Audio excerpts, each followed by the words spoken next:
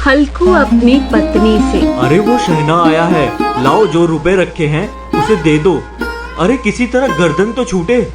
मुन्नी बहू झाड़ू लगा रही थी, पीछे फिरकर बोली, 300 ही तो रुपए हैं, दे दो। तो कंबल कहाँ से आएगा? माघ पूस की रात खेत में कैसे कटेगी? उससे कह दो फसल पर रुपए देंगे, अभी नहीं है। हल्कू थोड़ी देर तक चुप रहा और अपने दिल में सोचता रहा। पूस सर पर आ गया है, बगैर कंबल के खेत में रात को वो किसी तरह सो नहीं सकता। मगर शहना मानेगा नहीं। ला दे दे, गर्दन तो किसी तरह बचे। कंबल के लिए कोई दूसरी तरकीब सोचूंगा। उसके पास से दूर हट गई और आंखें टेढ़ी करती हुई बोली, कर चुके दूसरी तदबीर। जरा सुनो, कौन तदबीर करोगे? कौन कंबल खैरात में देगा? न जाने कितना रुपया बाकी है जो किसी तरह अदा ही नहीं होता। मैं कहती हूँ तुम खेती क्यों नहीं छोड़ देते? मर मर काम करो, पैदावार हो तो उसे कर्जा अदा करो। ऐसी खेती बाज ना आए, मैं रुपए नहीं दूंगी, है ना? हल्कू रंजीता होकर बोला। तो क्या गालियाँ खाऊं? गाली क्यों देगा? क्या उसका राज है? मगर ये कहने के साथ ही उसकी तनी हुई भौवें ढीली पड़ गई। फिर उसने ताक पर से रुपए उठाए और लाकर हल्कू के हाथ में रख दिए। तुम अब खेती छोड़ दो, मजदूरी में सूखी एक रोटी तो खाने को मिलेगी, किसी की धौंस तो नहीं रहेगी। अच्छी खेती है, मजदूर करके लाओ, वो भी उसमें झोंक दो। हल्कू ने 300 रुपए लिए और इस तरह बाहर चला गया। उसने एक एक पैसा काट कर 300 रुपए कंबल के लिए जमा किए थे। वो आज निकाले जा रहे हैं। एक एक कदम के साथ उसका दिमाग अपनी नादरी के पोस से दबा जा रहा था। पूस की अंधेरी रात, आसमान पर तारे भी ठिठुरते हुए मालूम होते थे। हल्कू अपने खेत के किनारे ओक के पत्तों की एक छतरी के नीचे बांस के खटोले पर अपनी पुरानी गाड़ी की चादर ओढ़े हुए कांप रहा था। खटोले के नीचे उसका साथी कुत्ता जबरा पेट में मुंह डाले सर्दी से कूं कूं कर रहा था। दो में से एक को भी नींद नहीं आती थी। हल्कू ने घुटनों को गर्दन में चिमचिमाते हुए कहा, क्यों जबरा, जाड़ा लगता है तो यहाँ क्या लेने आया था? अब खा सर्दी, मैं क्या करूं? अब रो, कल से मेरे साथ ना आना।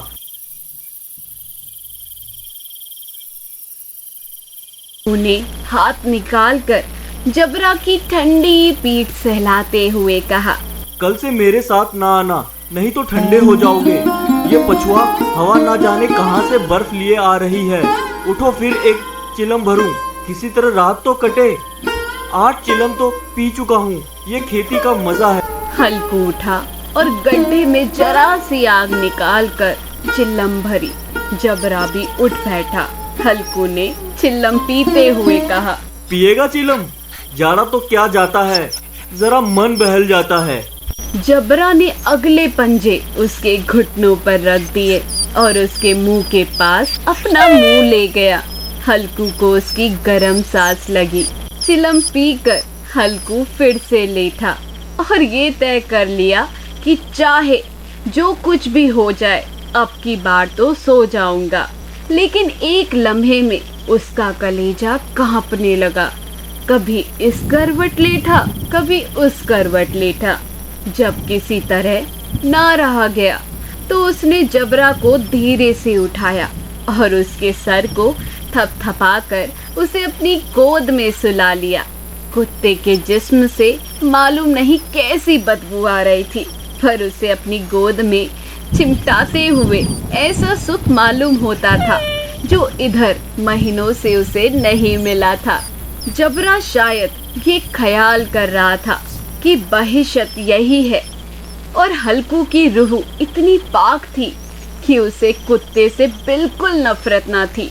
वो अपनी गरीबी से परेशान था, जिसकी वजह से वो इस हालत को पहुंच गया।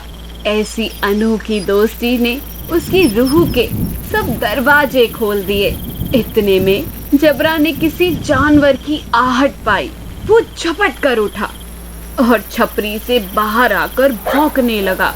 हल्कू ने उसे कई मर्तबा पुचकार कर बुलाया, पर वो उसके पास ना आया। खेत में चारों तरफ दौड़ दौड़ कर भौंकता रहा। एक लम्हे के लिए भी आ भी जाता तो फौरन ही दौड़ता। फर्ज की अदायगी ने उसे बेचैन कर रखा था। 1 घंटा गुजर गया। सर्दी बढ़ने लगी।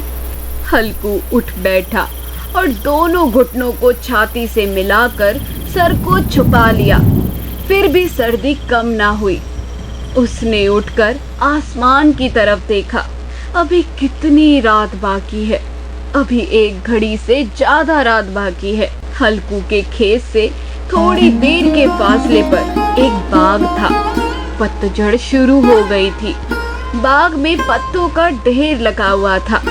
हल्कू ने सोचा, चलकर पत्तियां बटोरूं और उनको जलाकर खूब तापूं।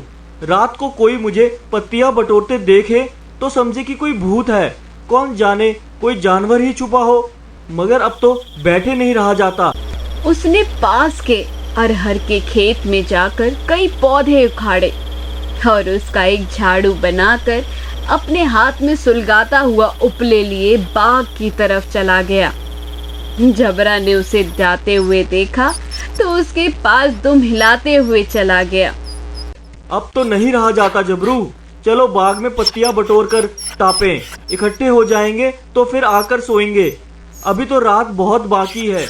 हल्कू ने आग जमीन पर रख दी और पत्तियां बटोरने लगा। थोड़ी देर में पत्तों का एक ढेर लग गया।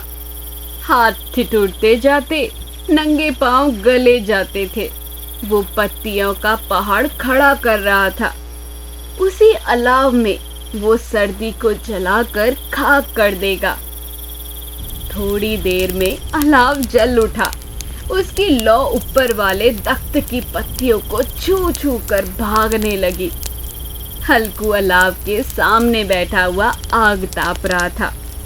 1 मिनट में उसने अपनी चादर बगल में दबा ली और दोनों पांव फैला दिए। क्यों जबरा, अब तो ठंड नहीं लग रही है? अब क्या ठंड लगती ही रहेगी? अच्छा आओ इस अलाव को कूद कर पार करें, देख कौन निकल जाए। अच्छा आओ इस अलाव को कूद कर पार करें, देखे कौन निकल जाए है। अगर जल गए बच्चा तो मैं दवा ना करूँगा। मुन्नी से कल ये न जड़ देना कि रात ठंडी लगी तो ताप ताप कर रात काटी, वरना लड़ाई करेगी। पत्तियां जल चुकी थी। बगीचे में फिर अंधेरा छा गया। राख के नीचे कुछ कुछ आग बाकी थी। हल्कू ने फिर चादर ओढ़ ली और गरम राख के पास बैठा हुआ एक गीत गुनगुनाने लगा। उसके जिस्म में गर्मी आ गई थी, पर जू जू सर्दी बढ़ती जाती थी उसे सुस्ती दबा लेती थी। जबरा भौंक भौंक कर खेत की तरफ भागा। हल्कू को ऐसा मालूम हुआ कि जानवर का एक झुंड उसके खेत में आया।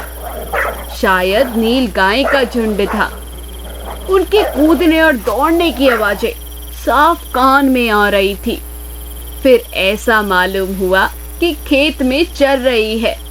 उसने दिल में कहा, जबरा के होते हुए कोई जानवर खेत में नहीं आ सकता। नोच ही डाले, मुझे वहम हो रहा है। अरे मुझे भी कैसा धोखा हुआ।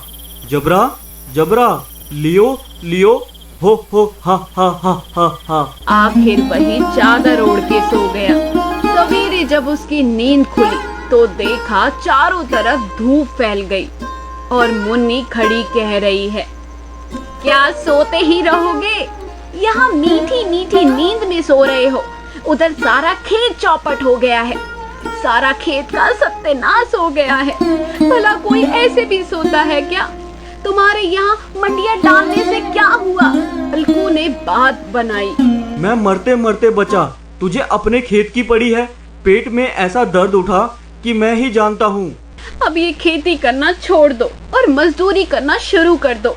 कम से कम एक वक्त की रोटी सुकून से तो खाएंगे ना। हल्कू खुश होकर बोला, कम से कम रात को ठंड में यहाँ सोना तो ना पड़ेगा।